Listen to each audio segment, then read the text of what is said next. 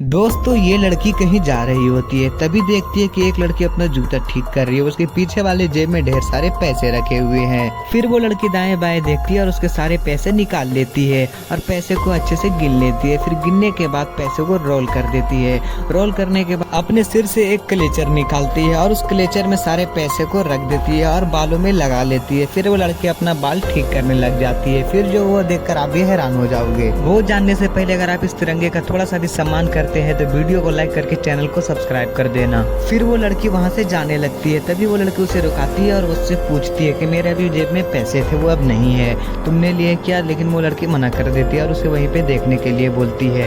फिर वो लड़की देखती है और उसे कहती है मैंने आपके पैसे नहीं लिए, और वो चली जाती है।